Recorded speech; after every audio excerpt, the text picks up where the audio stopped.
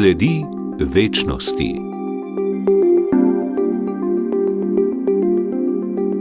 Cleveland že več kot stoletje velja za ameriško Ljubljano.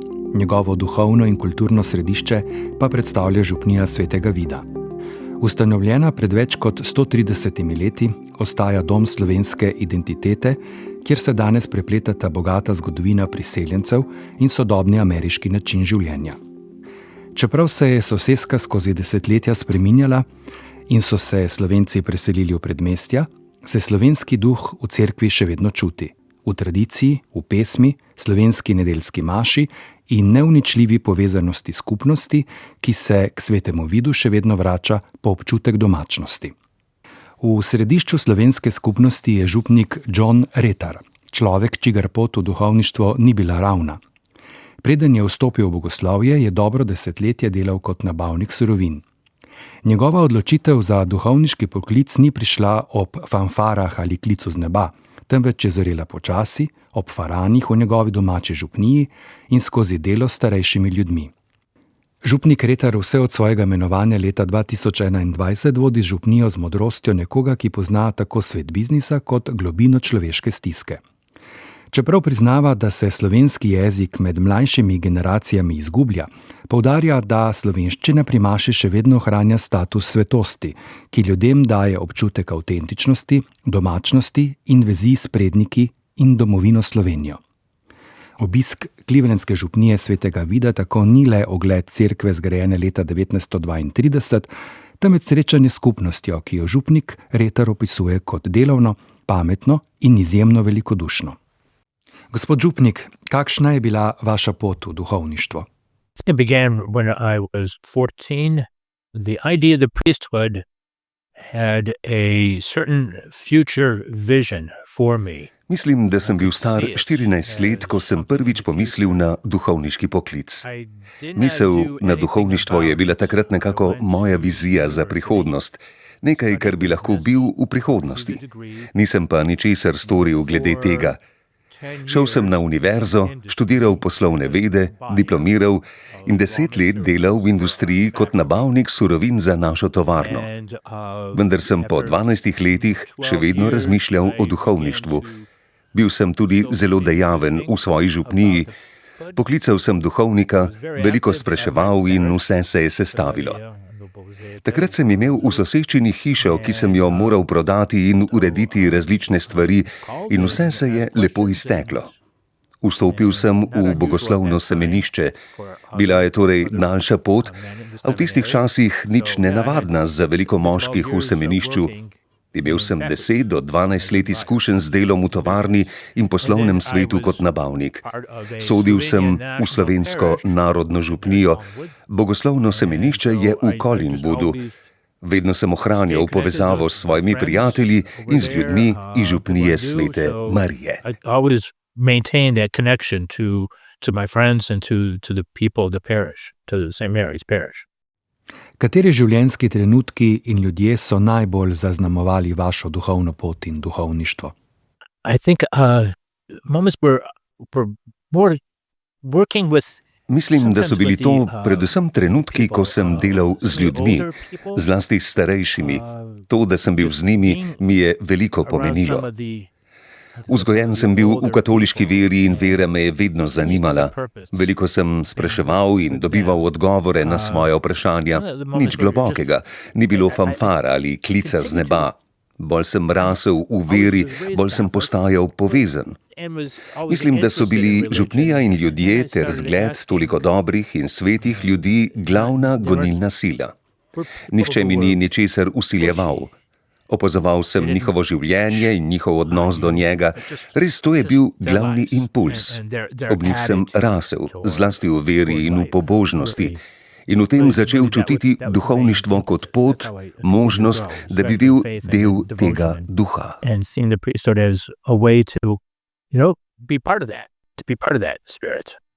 Župnija Svetega Vida v Clevelandu ima dolgo in bogato zgodovino. Kako je živela nekoč in kako živi danes? In the past, this was a multi-Slovenian neighborhood. V preteklosti je bila ta soseska po večini slovenska. Na vseh teh ulicah so živeli ljudje, ki so prišli iz Slovenije. Večina, vse imamo zapisano, je prišla iz gorenjske regije, pa tudi od drugod. Moji stari starši so prišli v 20 letih prejšnjega stoletja. Tu so si ustvarili družino. Moj oče je bil krščen tukaj, v tej cerkvi, ki je bila središče te soseske. Bilo je veliko dejavnosti, ta soseska je bila zelo živa, polna mladih ljudi, ki so si ustvarjali družine. Zato je bilo veliko otrok in veliko dejavnosti. Imeli smo kulturne ustanove, narodni dom, narodni vrt. Imeli smo veliko različnih ustanov v cerkvi. Prirejali so predstave, igre, muzikale, glasbo, toliko stvari. Ob sobotah so bili orli in orlice. Vse je bilo povezano, to je bilo središče življenja v soseski, središče pomembno za ohranjanje kulture. Še danes je kultura tukaj živa na najrazličnejše načine. Soseska se je spremenila, ljudje so se preselili v bolj oddaljena predmestja, odšli so na deželo, toda še vedno se vračajo. V tej cerkvi je ostal nekakšen duh, ki ga še občutiš. Duh vseh tistih ljudi, ki so zadnjih 132 let prihajali sem. Tukaj se počutiš doma. To je dom številnih ljudi. Nadaljujemo. Izzivov je veliko. Veliko potomcev zgodnjih priseljencev je poročenih z neslovenci, živijo daleč stran in so vključeni v večjo ameriško družbo, pa vendar se vračajo skupaj z neslovenskimi možmi ali ženami in se čutijo povezane s tem krajem.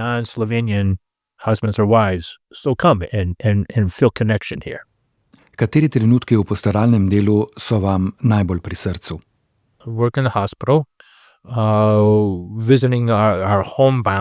Delo v bolnišnici, obiskovanje ljudi, ki ne morejo zapustiti svojega doma, pa tudi obhajanje zakramentov, poroke, pogrebi in bolniška maziljanja, spovedi.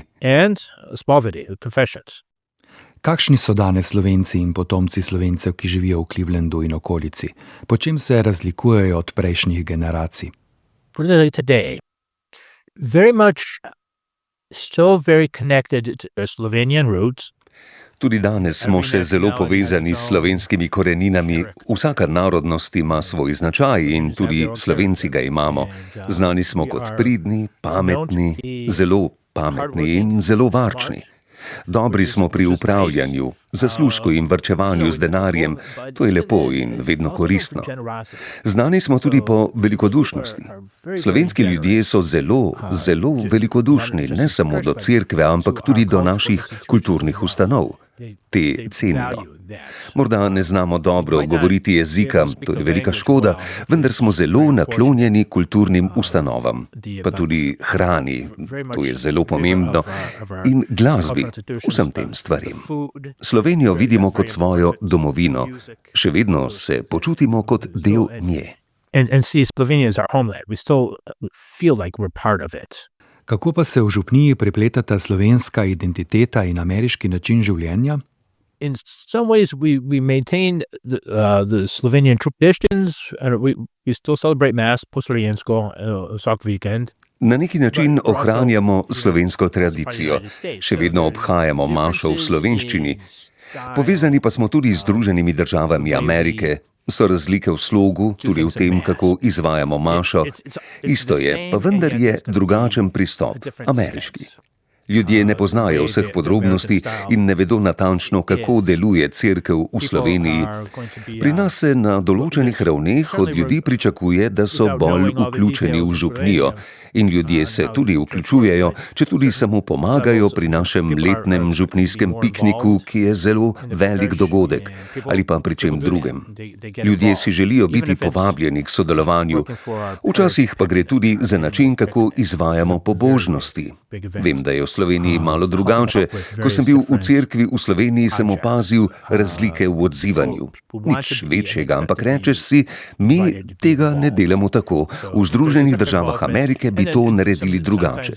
Morda bi sedeli ali ostali ob drugačnem času. Nothing major, but it's like, okay, well, we would do it this way in the United States. Maybe we would sit or stand or at different times. Kaj Slovencem v izseljenstvu v Združenih državah Amerike pomaga ohranjati vero in pripadnost slovenski skupnosti? I think it's what helps us to keep to our faith. One of the things I think Ena izmed stvari, ki sem jih opazil kot zelo pomembne pri ohranjanju vere in pripadnosti, je glasba. Večina naše glasbe je starejša. Vem, da imate v Sloveniji pri maši veliko modernejšo. Tudi mi jo imamo pri angleških mašah. Toda stare himne, stare cerkvene pesmi včasih niso niti dramatične, niti velike glasbene mojstrovine, ampak ko jih slišiš, so vez z domovino. Dajejo občutek avtentičnosti, povezave s preteklostjo. Tudi to je del naše povezave z vero. To opažam tudi pri mladih tukaj. Željo po nečem, kar ima korenine v davnini. Tudi če je pesem stara samo 200 let, se nam zdi starodavna.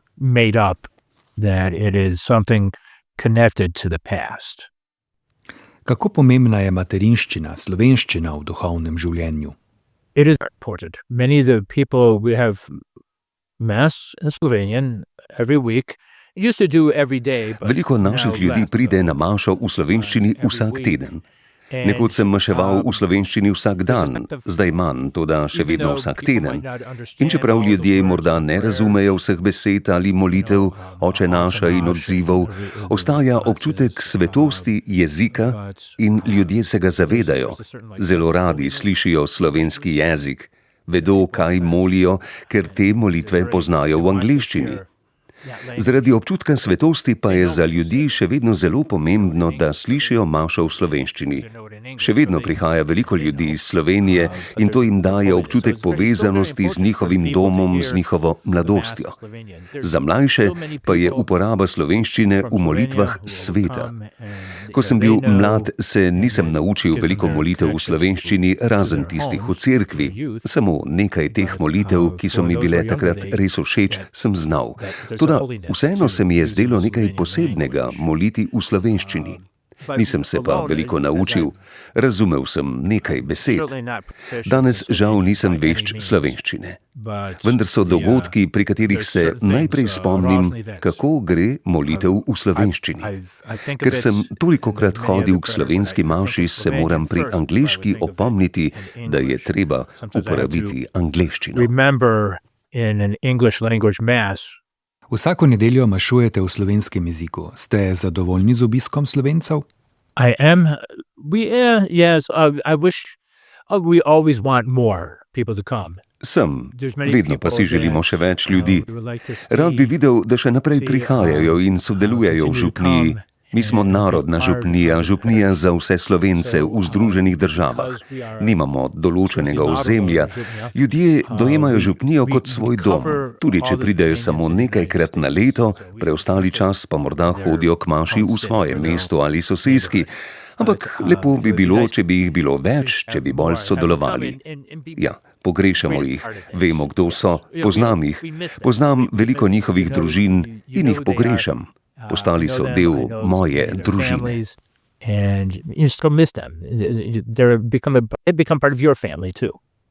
S kakšnimi duhovnimi vprašanji in stiskami ljudje danes najpogosteje prihajajo k vam?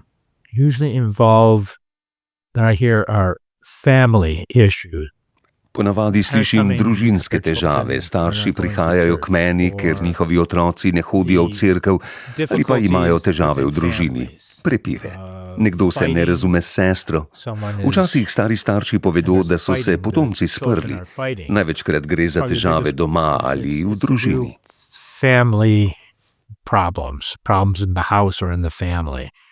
Kaj danes kot duhovnik in človek najbolj pogrešate? What do I miss?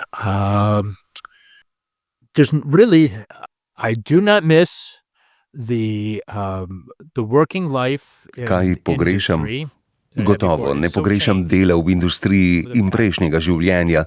V zadnjih 25 letih se je vse tako spremenilo, da bi zdaj težko razumel, kako kaj deluje. Nisem dober v tehnologiji in bi imel velike težave. Ne pogrešam hiše. Mislim, da je edino, kar pogrešam, več časa s prijatelji. Dneve, ko smo bili prosti in smo se lahko dobili. Ponavadi so bile to sobote. No, sobote so zdaj pri meni zelo, zelo zasedene. Delam ob sobotah. To je žrtev, ki jo sprejmeš, in prav je tako. Nisem žalosten, vseeno pa pogrešam možnost, da bi pogosteje obiskal prijatelje in bi bil bolj navzoč v njihovih življenjih kot zdaj.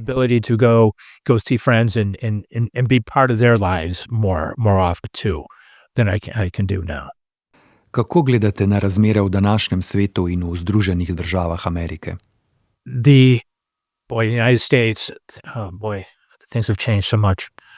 Združene države Amerike so se tako zelo spremenile.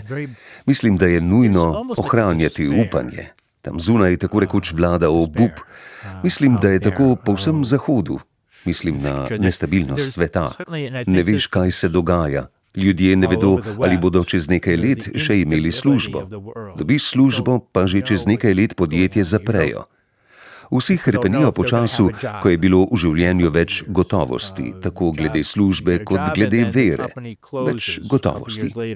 Nikoli ne boš imel 100% gotovosti, toda stabilnost je nujna, da ljudje vedo, da lahko preživijo svoje družine. To je po mojem mnenju zelo pomembno. Ampak na drugi strani, še posebno v tej državi, si ljudje vse preveč prizadevajo za materialno. Za velike hiše, velike avtomobile, razkošna potovanja in vse te drage stvari. Gotovo je tako tudi v Evropi.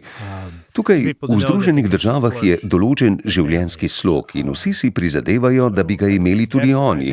To veliko stane. Pritiski so hudi.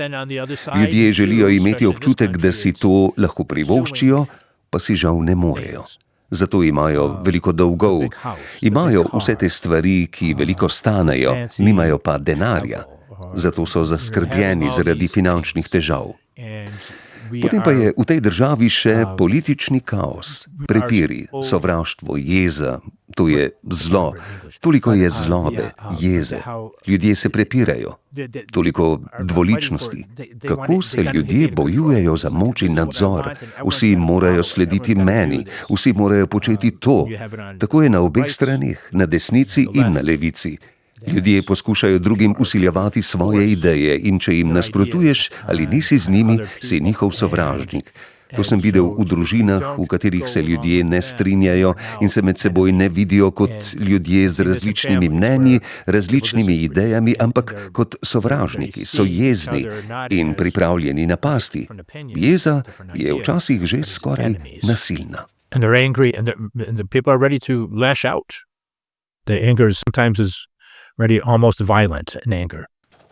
Kakšen je po vašem mnenju politični položaj v svetu? Well, as an American, we know nothing of the world. We are so focused in on ourselves. No, kot Američani o svetu ne vemo nič. Tako smo osredotočeni nase, da je že sramotno. Kot Američani vedno gledamo na preostali svet kot na kaos. To ni prav, ošabno je. Zelo smo bili blagoslovljeni, zelo srečni, zato znamo le reči, vsi drugi živijo v kaosu. Zdaj pa smo videli, da ta kaos vpliva tudi na nas, z vojnami. Ukrajina, v nekaterih krogih v Združenih državah Amerike je opaziti kontroverznost. Toda mislim, da na svet še vedno gledajo tako kot v preteklosti, da vsi drugi ne vedo, kaj delajo in hočejo le naš denar. Običajno razmišljanje je, ne želijo se popraviti, hočejo samo, da Združene države plačajo. Tako to razumejo. Včasih smo lahko vsiljivi in nismo vedno pravični, nimamo vedno prav, v igri pa je denar. In sebičnost, veliko greha. Even though we can be bossy at times and not always correct, we're not always right, they just want the money, and so there's selfishness there. So there's a lot of sin going on there. Če bi lahko poslušalcem oddaje Sledi večnosti zapustili eno misel, katera bi bila? For the future, I think we have allowed ourselves to become so. Bodimo odprti za prihodnost. Dovolili smo si, da smo postali tako razburjeni, vznemirjeni. Vsi imamo svoje težave, toda v naši želji po nadzoru in stabilnosti smo se, po mojem mnenju, odpovedali upanju. Potrebujemo upanje. Moramo upati v prihodnost. Na svetu je veliko dobrih stvari, dobrih ljudi, veliko je tudi slabih. Samo močneje moramo upati in pametneje ravnati. Modrost Boga, da bomo prebili vse to in ni konec. To je samo današnje potovanje. Zato imej upanje v prihodnost in verjemi, da bo dobra. Vse bo v redu. Hvala lepa za pogovor. Zakaj? Hvala.